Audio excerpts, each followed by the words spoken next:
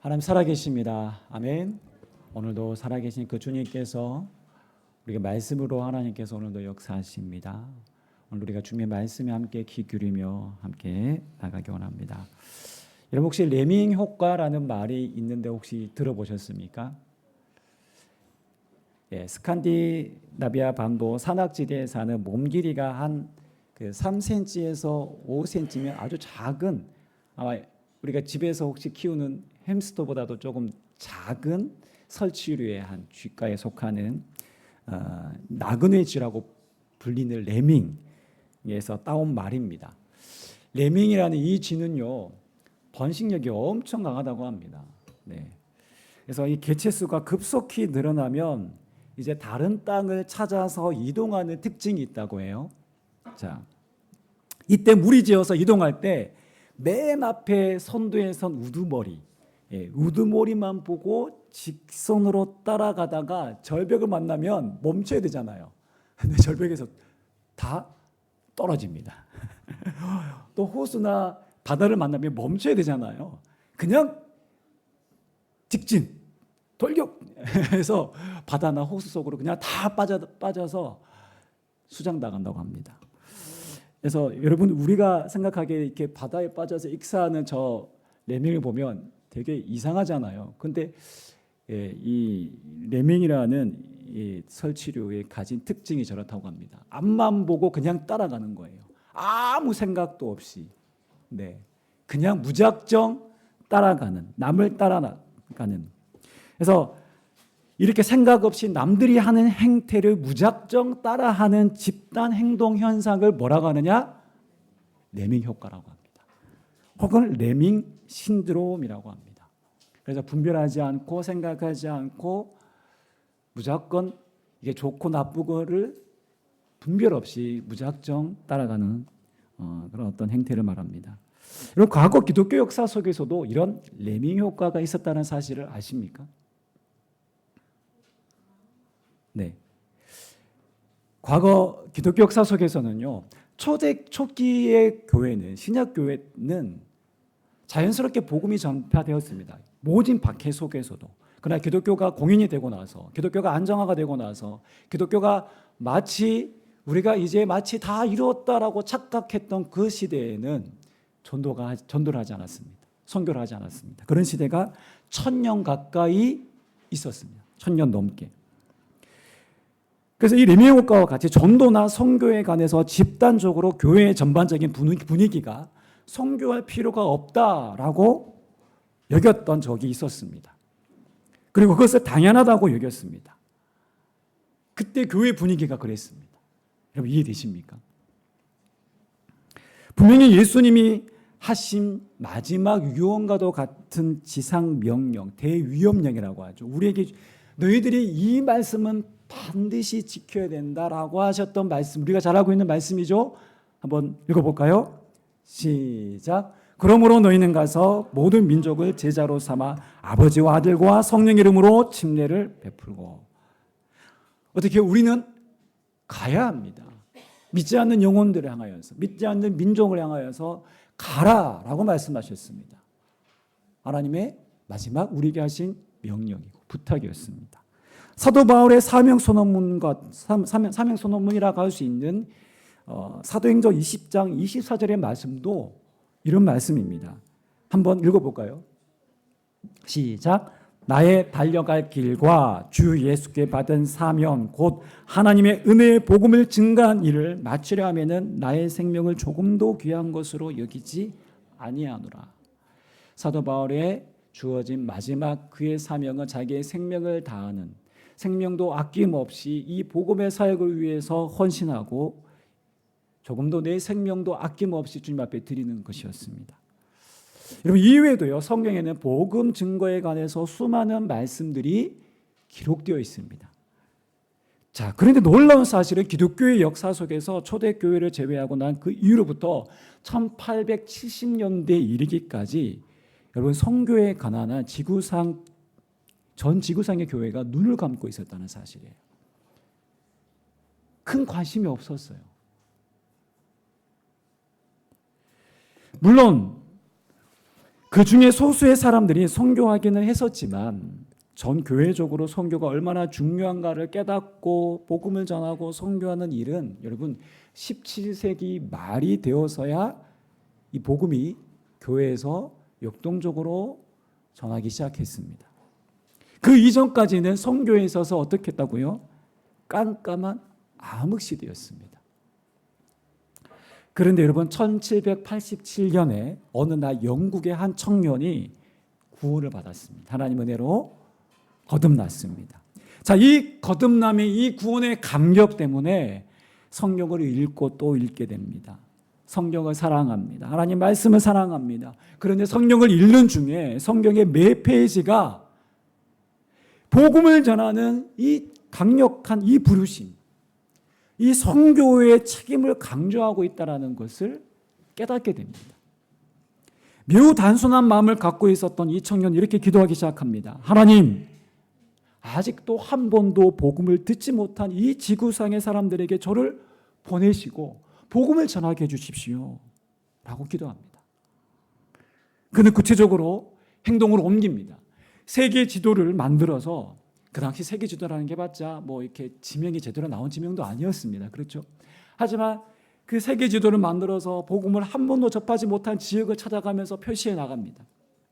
그뿐 아니라 하나님이 자기를 어느 지역으로 보내실 것인가를 생각하면서 기도하면서 이제 외국어를 배우기 시작합니다. 그의 직업은 여러분 구두를 수선하는 구두 수선공이었습니다. 지금 우리로 말하면 그냥 쉽게 구두 닦기라고 그냥 생각하면 될 것 같아요. 구두만 닦는 게 아니라 구두도 고치잖아요. 네, 뒷굽도 갈고. 이 구두 수선공으로 일하고 있던 이 청년은 너무나도 마음이 뜨거워져서 한 번은 목사님들의 모임, 그 모임에 찾아가서 이렇게 얘기합니다. 목사님들, 제가 성경을 읽다가 정말 이 복음을 전해야 되는 이 선교에 대한 강한 부르심을 느꼈습니다. 우리가 복음을 전해야 된다는 이 사실을 깨달았습니다 라고 말했습니다. 그러자 그 자리에 참석하고 있던 영국의 유명한 신학자였던 리랜드라는 박사님이 이렇게 말합니다. 젊은이, 그만 앉게. 하나님이 이방인들을 구원하기를 원하신다면 자네가 없이도 얼마든지 하나님 그 일을 하실 수가 있네. 그런 광신자와 같은 미친 소리를 하지 말게 라고 지금은 제가 부드럽게 얘기했지만 소리쳤다고 합니다. 그러니까 야단을 친 거죠. 그런 쓸데없는 소리 하지 마. 하나님이 다 알아서 하시는 일이야, 선교는. 자, 이 젊은이가 그 소리를 듣고 그 자리에 다시 앉을 수밖에 없었습니다. 그렇지만 그가 쓴 전기를 보면, 그 책을 보면 그가 그 당시 자리에 앉으면서 이런 고백을 했다는 사실이 기록되어 있습니다. 박사님, 맞습니다. 하나님은 당신이나 제가 없이도 복음을 이방인들에게 전할 수가 있습니다. 그러나 제가 믿기에 하나님은 당신이나 저를 통해서 그 일을 행하십니다. 자, 그리고 얼마 후 그와 뜻이 맞는 소수의 사람들이 마음을 나누고 또 도움을 얻어서 그가 영국에서 이제 인도, 당시 영국의 식민지였죠. 네. 인도로 가는 배를 타게 됩니다. 여러분, 그 청년이 바로 우리가 잘 알고 있는 현대 선교의 문을 열었던 영국의 선교사, 선교의 아버지라고 불리는 윌리엄 캐리 선교사입니다. 여러분, 윌리엄 캐리는 인도에서 무려 40년 동안 사역했는데요. 그는 23개의 언어로 성경을 번역했습니다. 여러분, 인도는 힌두어만 있는 게 아니고요. 수많은 소수 민족의 언어들이 많이 있습니다. 그 언어들을 성경을 번역함으로 많은 영혼들을 구원하는 일에 쓰임받았습니다. 사실 그 당대에는 구원을 많이 못했어요. 회심을 많이 못 시켰습니다. 그러나 이 윌리엄 캐리가 번역했던 그 성경을 통해서 사람들이 복음을 듣고 알게 되고 하나님을 알게 되고 예수 그리스도의 복음을 듣고 회심하는 일들이 일어난 것이죠. 그래서 윌리엄 캐리는 1834년 73세의 나이로 일생을 바쳐서 그가 헌신했던 인도 세람포르라는 곳에 묻히게 됩니다.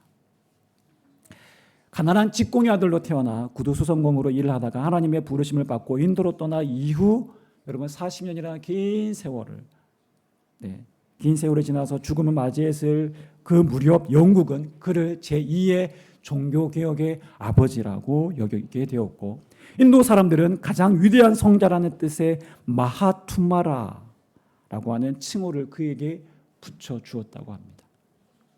그가 얼마나 복음적 삶을 살았고 하나님의 영광 위에 살았는지를 우리가 충분히 알 수 있습니다.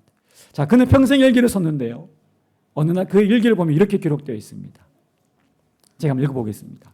하루 종일 뛰고 나서 피곤한 몸을 이끌고 저벅저벅 집으로 걸어올 때면 좀 더 나은 내일이 있기를 기도했다.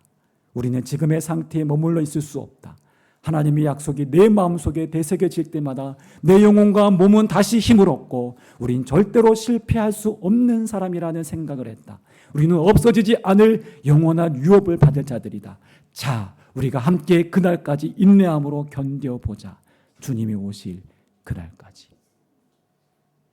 여러분, 이 편지에 보면 마치 좀 시리에 빠져 있을 법한 상황들, 뭔가 실망할 수밖에 없는 상황들, 현실들, 사실 전도에도 전도가 되지 않고 복음을 전함에도 불구하고 열매가 없는 그 현실들이 고스란히 느껴지는 구절들입니다. 그러나 윌리엄 캐리는 다시 한번 마음을 붙잡습니다. 거기서 이 선교지에서 그는 사랑하는 아내를 만났지만 아내를 잃고 자녀들도 일찍 죽음을 당합니다. 정말 비극적인 일들을 경험합니다. 그리고 성경 번역을 어느 나라 말인지 모르겠는데요. 거의 다 마쳤어요. 얼마나 이 수북히 쌓인 그 성경 그 번역을 마친 이 종이가 있었는데 근데 잠시 집을 나갔다가 들어왔는데 불이 난 거예요. 여러분 10년 가까이 그렇게 해서 번역을 했는데 그게 불타버린 거예요. 소실돼 버린 거예요. 그의 마음이 얼마나 무너졌겠습니까? 하나님 이게 뭡니까? 제가 평생을 다해서 이 정말 시간 제가 했던 것이 성경 번역인데 이게 다 소실되어 버렸습니다. 물거품이 되었습니다.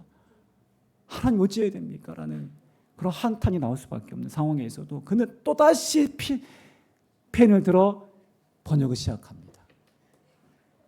이 편지를 보면 우리는 그가 다시금 살아주시는 그 말씀을 통해서 새 힘을 얻고 다시금 현실은 너무나도 어둡고 너무나도 결과는 없었지만 그래도 여전히 복음의 씨앗을 심고 하나님 말씀을 향해 달려갔던 그의 생애를 우리는 충분히 엿볼 수 있는 것이죠. 실망할 수밖에 없는 어두컴컴한 현실의 상황 속에서 그는 한 줄기 빛 대신 말씀을 소망으로 붙잡고 하루하루를 개척하며 복음 전도자의 삶을 이 선교자의 삶을 그는 단 하루도 놓친 적이 없었다는 사실입니다.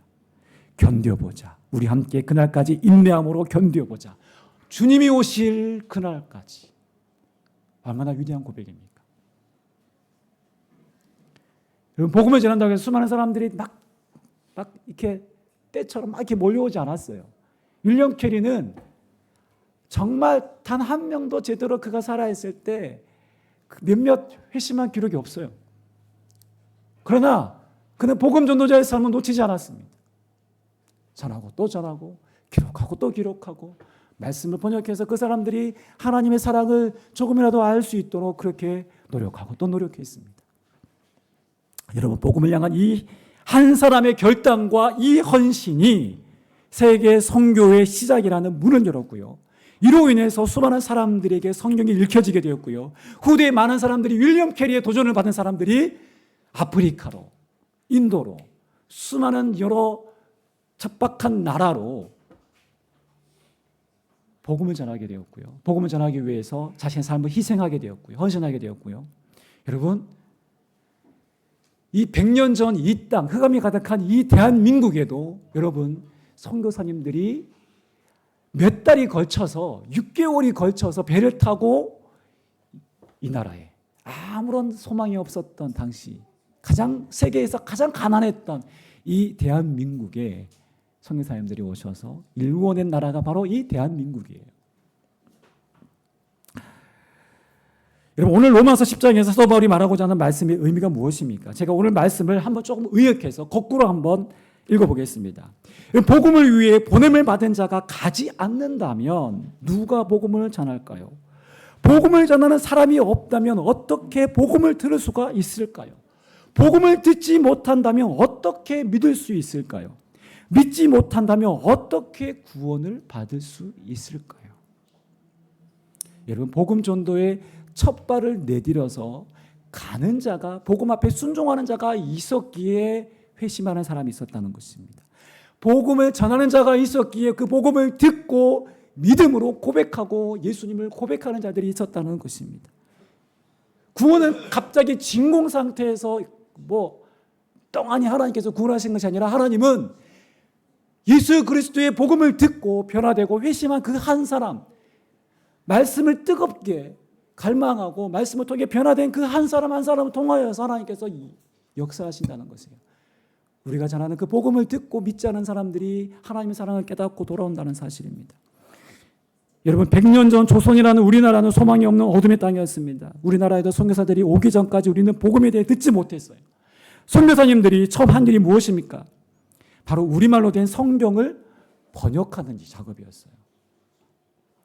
성경 번역을 통해서 그리스도의 복음이 들려지고 복음이 확산되기 시작했습니다. 사람들이 성경을 읽다가 변화된 일들이 엄청나게 일어났어요. 그런 기록들이 지금도 남아있어요. 사람들이 회심하기 시작합니다. 어떤 정도로 회심하기 시작하느냐? 잘못된 전통과 관습과 관행을 깨뜨립니다. 여러분, 이 땅에 100년 전만 해도요, 신분 격차가 심했습니다. 양반이 있었고 노예되는 종이 있었습니다. 몸종이 있었습니다. 양반들은 손 하나 까딱하지 않고 몸종들이 다 해주는 밥을 먹고 그들이 짓는 농사에 쌀밥을 먹으며 고기 반찬에 푸짐하게 그렇게 밥을 먹었습니다. 그러나 종들은요, 쌀밥은커녕 보리밥도 겨우겨우 먹어야 했다. 자, 그런데 이 양반들이 예수를 믿잖아요.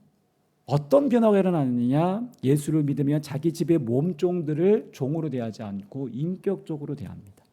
그리고 혹은 그들에게 아예 자유를 주는 일까지 있었습니다. 종이 아닌 자기와 동등한 자유인으로 그렇게 여겼습니다. 그러면 점점 그 사회 가운데 어떤 영향을 기독교가 주냐면 신분 차별이 점점 사라지기 시작합니다. 줄어들기 시작합니다. 사람들의 생각과 의식이 깨어나기 시작합니다. 여러분, 여성 차별을 가장 먼저 깨뜨렸던 사람들이 바로 그리스도인들이었습니다. 당시 여성은 동등하다라고 주장했던 성경의 말씀에 의거해서 최초로 우리나라에서 그런 기록들이 남아있는 보고들이 바로 성경을 토대로 그것들을 기록한 사람들입니다. 사회의 잘못된 부조리가 신앙인들을 위해서 개혁되고 개선되기 시작했습니다. 여러분, 1899년 3월 1일자 대한 그리스도인 회보에 의하면, 그리스도인들의 그 소식지 회보지에 의하면 한 관리가, 지방 관리가 기독교인들이 많은 고을로 가기를 꺼려했다는 기록이 있습니다. 이 관리는 그냥 관리가 아니라 어떤 관리일까요? 부정을 일삼는 탐관오리입니다. 그 이유가 백성의 재물을 쉽게 빼앗을 수 없기 때문이라고 합니다. 그 내용이 기록되어 있어요. 실제로. 그 당시 기독교 인구가 여러분 얼마였을까요? 그 당시 우리나라 전체 인구가 1200만 명이었거든요. 1200만 명이었는데 그 중에 기독교 인구가 얼마나 되었을까요? 1%도 채 안 됐습니다. 1만 명 정도. 기껏해야 1만 명 정도밖에 안 됐습니다. 10,000명이 조금 넘는 정도의 극히 소수에 불과했지만 여러분, 복음으로 변화된 그들의 삶의 영향력은 엄청났습니다. 대단했습니다. 국채보상운동, 그래서 술과 담배를 멀리하고 우리나라의 어떤 그런 빚을 탕감하기 위해서 애썼던 사람들이 바로 그리스도인들이었습니다. 그러니까 삶을 낭비하고 탕진하는 그런 것들을, 부패를 막아내는 일에 앞장선 사람들이 바로 그리스도인들이었습니다. 그러니까 나라가 망했다, 일제화폐 망했다라고 하면서 사람들이 탕진하고 그냥 멋대로 살려고 했던 그 당시 시대에 아니다. 그래도 우리 하나님이 사랑하시는 민족이다. 이 민족을 개혁하면서 바른 길로 이끌었던 시대의 선구자들이 바로 그리스도인들, 소수의 그리스도인들이었습니다. 깨어있는 그리스도인들이었습니다.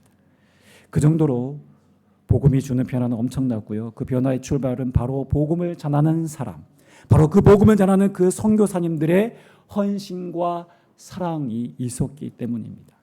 여러분, 하나님은 지금도 일하십니다. 누구를 통해서요? 이 복음에 헌신하는 사람, 순종하는 사람, 이 복음을 전하는 사람을 통해서 하나님은 지금도 일하고 계십니다. 오늘 우리가 여기 있는 이유는 누군가를 통해서 복음을 전해 들었기 때문이에요. 한번 잘 생각해 보세요. 내가 이 자리에 어떻게 오게 되었는가? 여러분, 누군가를 통해서 우리는 복음을 들었고 그 복음을 듣고 우리가 회심했기에 이 자리에 함께 예배할 수 있는 것입니다. 하나님을 아버지라 부를 수 있고요. 예수님께서 살아가신 놀라운 이 구원의 은혜를 우리는 누리며 살아갈 수 있는 것입니다. 저는 친할아버지 할머니 때부터 저희는 기독교 집안이었습니다. 그런데 저희 친할머니 할아버지는 처음부터 기독교인이 아니었습니다. 제가 들어보니까 불교가 심했던, 불심이 가득했던 집안이었다라고 해요. 그러니까 원래 할아버지 할머니는 불심이 심했던 그런 불교 신자였죠. 그러나 1950년대 선교사님을 통해서 복음을 듣게 되고 처음에는 믿지 않았다고 해요. 소금을 뿌리고 부정탄다고 하면서 몰아냈다고 합니다. 그런데 6.25 전쟁이 발발하면서 일어나면서 그 전쟁 동란에 여러 이제 포항까지 이게 막 그때 이렇게 밀고 내려왔잖아요. 중공군이. 그러면서 이제 막 포항도 난리가 난 거예요. 폭탄이 터지고 막 생사가 오가는 그런 상황이 있었는데 저희 할머니가 신비한 체험을 하십니다. 여러분 야곱의 사닥다리 아시죠? 야곱의 사닥다리. 창세기에 나오는. 마치 하늘에서 천사들이 오르락 내리락 하는 것을 우리 할머니가 보게 되신 거예요. 하늘에서 내려오시는 그 빛난 광채 속에 예수님을 특별하게 체험하는 일이 있습니다.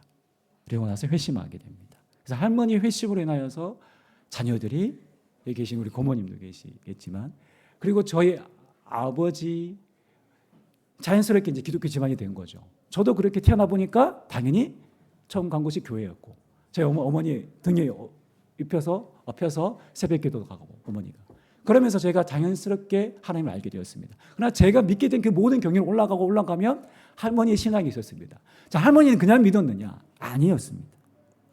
여러분, 할머니가 그분이 예수님인지 어떻게 알아봤을까요? 여러분, 복음을 전했던 선교사님을 통해서 예수님에 대해 들었기 때문입니다. 복음을 들었기 때문에 죽음의 현장에 찾아오신 예수님을 알아볼 수가 있었습니다. 그분이 부처가 아니라 예수님이구나라는 사실을 알아볼 수 있었던 것이죠. 복음을 들었기 때문에. 예수님을 들었기 때문에.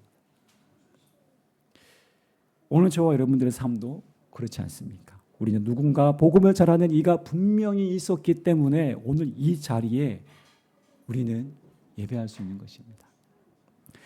우리에게 익히 잘 알려진 우리 다음 세대도 잘 알 것 같긴 한데 아마 세월이 많이 지나서 이 사람을 혹시 이름을 알까 한번 띄워보세요. 자, 누군지 혹시 아세요? 우리 다음 세대 누군 것 같아요?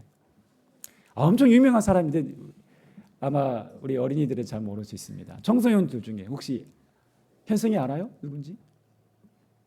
2002년을 기억하십니까? 2002년도에 태어난 사람 손 들어보세요. 다 2000 이후인가? 그렇구나. 2002년 이전에 태어난 우리 다음 세대가 없군요. 아주 유명한 사람입니다. 국가대표, 우리나라 지금 축구 국가대표 전 국가대표 선수였습니다. 이영표 전 국가대표 선수였고 지금은 KBS 해설위원으로도 활동하고 있고 여러 기업에서 강의도 하고 있고 책도 여러 권 쓰기도 했습니다. 그리스도인입니다. 원래는 그리스도인이 아니었죠. 네, 2002년도는 엄청났죠. 여러분 기억하십니까? 우리나라가 4강까지 이렇게 그때 우리는 16강에만 가도 우리나라는 대단했는데 우리나라가 4강까지. 저는 매 경기마다 막 놀랄 수밖에 없었습니다. 환호할 수밖에 없었습니다. 거리로 가서 막 대한민국 필승 코리아를 외치지 않을 수가 없을 정도로 저도 얌전한 성격이었는데 거리로 나가서 뛰쳐가서 막 함성을 지르고 했던 기억이 지금도 선명합니다. 뚜렷합니다. 그때 축제의 분위기. 그 한 달 동안은 정말 축제의 분위기였어요. 전사님 생생하게 기억나시죠? 여기 계신 우리 어른분들 다 기억나시죠? 네. 그만큼 역사적인 순간이었습니다. 네. 이 이영표 해설위원이요. 가장 먼저 책을 출간했던 책 이름이 성공이 아니고 실패가 아니라는 책이 있습니다. 그의 책에는 자신의 신앙 이야기를 이렇게 기록하고 있습니다. 제가 한번 읽어보겠습니다. 저의 꿈은 어려서부터 축구 선수가 되는 것이었습니다. 나름대로 고된 훈련과 많은 시련을 겪고 난 후 저는 제가 원하는 축구 선수의 꿈을 이룰 수 있게 되었습니다. 경기장에서 골을 넣거나 중요한 경기에서 이겼을 때 저는 짜릿한 기쁨과 즐거움을 느꼈고 관중의 응원과 엄청난 함성의 자긍심과 성취감을 맛보기도 했습니다. 때로는 시련과 고통, 부상, 슬럼프 등 여러 가지 일들이 나 자신을 힘들게 할 때도 있었지만 그런 것들은 오히려 제가 축구에 몰두할 수 있는 자극제가 되었습니다. 그렇게 하루하루를 지내던 어느 날 전 항상 내 주위에 계시던 그러나 지금까지 전혀 인식하지 못했던 주님을 알게 되었습니다. 어느 순간 주위의 친한 친구들과 동생들, 주위 분들이 대부분 그리스도인이라는 사실에 놀랐으며 그들 모두가 같은 시기에 저에게 주님 이야기를 해주기 시작했습니다.